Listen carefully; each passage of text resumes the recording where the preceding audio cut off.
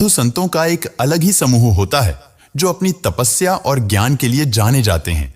लेकिन इस भीड़ में कुछ ऐसे लोग भी होते हैं जो धर्म के नाम पर लोगों को ठगते हैं। हमारी कहानी महाकुंभ के एक ऐसे ही दिन से शुरू होती है।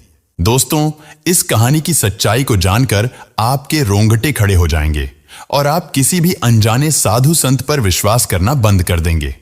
दोस्तों, इससे पहले कि हम वीडियो में आगे बढ़े, अगर आप भी एक सच्चे सनातनी हैं तो कमेंट में हर हर महादेव अवश्य लिखें। प्रयागराज महाकुंभ का भव्य आयोजन चल रहा था। संगम के तट पर आस्था का सैलाब उमड़ा हुआ था। लाखों की भीड़ गंगा में डुबकी लगा रही थी। अखाड़ों की चहल पहल और हर तरफ साधु संतों के तंबू लगे थे। लेकिन इस बार इस पवित्र आयोजन के बीच कुछ ऐसा होने वाला था जिसने सभी को हिलाकर रख दिया। दोस्तों, इससे पहले कि हम वीडियो में आगे बढ़े, अगर आप भी एक सनातनी हैं तो इस वीडियो को अंत तक देखें और कमेंट में हर हर महादेव जरूर लिखें। सेक्टर 14 के बड़े शिविर में एक दिन सुबह एक नया साधु पहुंचा। उसकी लंबी दाढ़ी, माथे पर चंदन का बड़ा टीका और गेरुआ वस्त्र उसे बाकी साधुओं जैसा ही बना रहे थे। वह धीरे धीरे शिविर के अंदर आया और मुख्य साधु के चरणों में झुक गया। मुख्य साधु ने उसकी ओर देखा और बोले, महात्मा जी, आप कहां से पधारे हैं? नए साधु ने हाथ जोड़ते हुए जवाब दिया, काशी से। यहां संगम पर साधना करने की इच्छा थी, इसलिए आ गया। मुख्य साधु ने सिर हिलाते हुए कहा, बहुत अच्छा, यह पवित्र भूमि है, आप यहां आराम से रह सकते हैं। साधु शिविर के एक कोने में बैठ गया। उसने अपने झोले से एक पोटली निकाली। उसमें से चंदन और राख अपनी हथेलियों पर लगाया और ध्यान में बैठ गया। बाकी साधु उसकी ओर ज्यादा ध्यान नहीं दे रहे थे, क्योंकि महाकुंभ में रोजाना ऐसे नए चेहरों का आना जाना आम था। दिन भर वह साधु अन्य संतों के साथ साधारण तरीके से समय बिताता। वह सुबह जल्दी गंगा स्नान करता, दिन भर प्रवचन सुनता और रात होते ही ध्यान में लीन हो जाता। लेकिन रात के समय उसका व्यवहार बदल जाता। किशोर, जो उस शिविर में सेवा का काम करता था, उसने पहली बार गौर किया कि यह नया साधु हर रात चुपके से शिविर से बाहर चला जाता है। एक रात किशोर ने देखा कि वह साधु शिविर के पीछे गया और जमीन में कुछ दबा दिया। किशोर ने अगली सुबह अपने दोस्त मनीष से बात की। किशोर ने अपने दोस्त से कहा, यार, मुझे लगता है यह नया बाबा में कुछ गड़बड़ है। फिर मनीष ने कहा, क्यों, ऐसा क्या किया उन्होंने? किशोर ने बताया, कल रात मैंने देखा कि यह कुछ जमीन में दबा रहे थे। पता नहीं क्या था, लेकिन कुछ तो अजीब है। मनीष ने हंसते हुए कहा, अरे, तुझे हर किसी पर शक होता है। हो सकता है वह कोई पूजा सामग्री हो। लेकिन किशोर का मन शांत नहीं था। उसने तय किया कि वह इस साधु पर नजर रखेगा। उसी दिन प्रयागराज पुलिस को एक गुमनाम कॉल भी आया। कॉलर ने बताया कि महाकुंभ में एक आतंकवादी साधु के भेष में छुपा हुआ है और वह कोई बड़ी योजना बना रहा है। यह सुनकर पुलिस तुरंत सतर्क हो गई। इंस्पेक्टर राजीव शर्मा, जो महाकुंभ की सुरक्षा के प्रमुख थे, उन्होंने अपनी टीम को अलर्ट कर दिया। इंस्पेक्टर राजीव ने कहा, हमें हर शिविर की जांच करनी होगी। किसी भी संदिग्ध गतिविधि को नजरअंदाज नहीं किया जाएगा। खासकर नए चेहरों पर ध्यान दो। पुलिस ने सभी शिविरों की गुप्त निगरानी शुरू कर दी। इस बीच सेक्टर 14 के शिविर में वह नया साधु सामान्य तरीके से दिन बिता रहा था, लेकिन रात को उसकी हरकतें जारी थीं। एक रात किशोर ने देखा कि साधु झोले से एक कागज और छोटा उपकरण निकाल रहा था। वह झोला लेकर शिविर से बाहर चला गया। किशोर ने साहस जुटाया और उसका पीछा किया। साधु सीधे गंगा घाट के पास गया, जहां उसने एक व्यक्ति से मुलाकात की और दूसरे साधु से कहा, सब कुछ योजना के अनुसार चल रहा है, किसी को कोई शक नहीं हुआ है।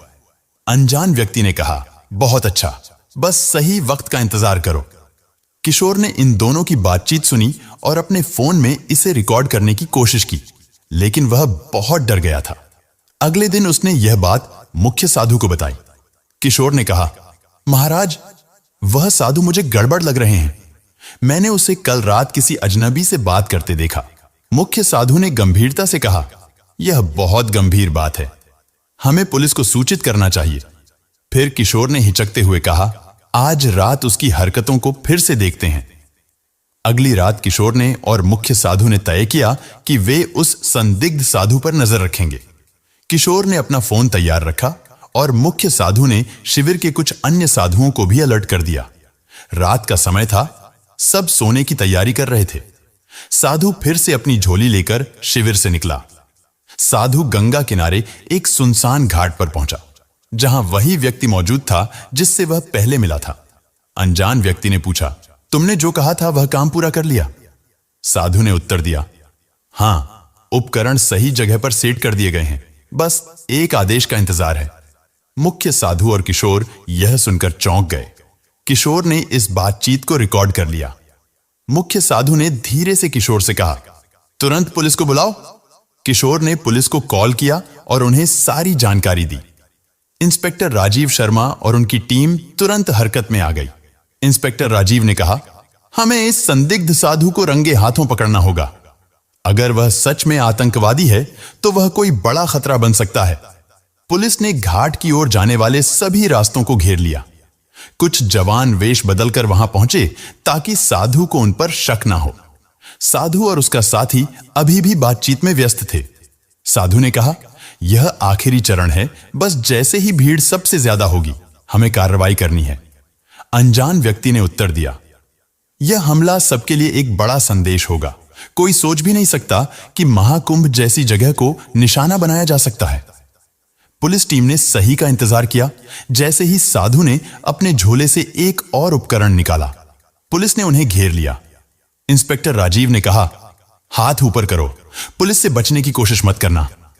साधु और उसका साथी हड़बड़ा गए। साधु ने भागने की कोशिश की, लेकिन पुलिस ने उसे पकड़ लिया। झोले की तलाशी ली गई तो उसमें विस्फोटक उपकरण और कुछ नक्शे मिले। पुलिस ने तुरंत साधु और उसके साथी को गिरफ्तार कर लिया। पूछताछ में पता चला कि वह एक अंतरराष्ट्रीय आतंकी संगठन का सदस्य था। उसका असली नाम अयूब खान था और वह भारत में कई सालों से छुपकर रह रहा था।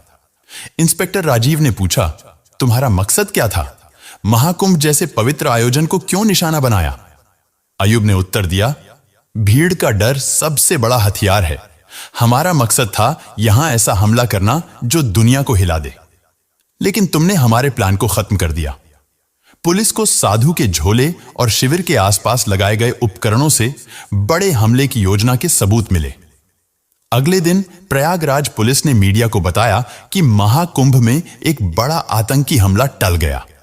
इंस्पेक्टर राजीव ने कहा, हम किशोर और मुख्य साधु के शुक्रगुजार हैं, जिन्होंने सही समय पर जानकारी दी। यह सब उनकी सतर्क और साहस का नतीजा है। किशोर और मुख्य साधु को महाकुंभ आयोजन समिति ने सम्मानित किया। मुख्य साधु ने कहा, हमने तो बस अपनी जिम्मेदारी निभाई। महाकुंभ पवित्र आयोजन है, इसे कोई अपवित्र नहीं कर सकता। किशोर ने कहा, अगर मैंने उस साधु पर नजर ना रखी होती तो शायद कुछ बड़ा हादसा हो जाता। इस घटना ने सभी को सतर्क कर दिया कि आस्था के ऐसे बड़े आयोजनों में सुरक्षा और जागरूकता कितनी महत्वपूर्ण है। इस घटना के बाद महाकुंभ के आयोजकों और सुरक्षा एजेंसियों ने सुरक्षा व्यवस्था को और मजबूत किया। सभी शिविरों में नियमित जांच और निगरानी बढ़ा दी गई ताकि भविष्य में ऐसी किसी भी घटना की पुनरावृत्ति ना हो। श्रद्धालुओं को भी सतर्क रहने और किसी भी संदिग्ध गतिविधि की सूचना तुरंत पुलिस को देने की सलाह दी गई। महाकुंभ जैसे विशाल आयोजनों में सुरक्षा हमेशा चुनौतीपूर्ण रहता है, लेकिन प्रशासन और जनता के सहयोग से इन चुनौतियों का सफलतापूर्वक सामना किया जा सकता है। मगर दोस्तों, वीडियो के अंत में मैं आपसे यही पूछूंगा कि आप प्रयागराज महाकुंभ कब जा रहे हैं? अपने विचार कमेंट में हमारे साथ जरूर शेयर करें और साथ ही हमारे चैनल को भी जरूर सब्सक्राइब कर लें।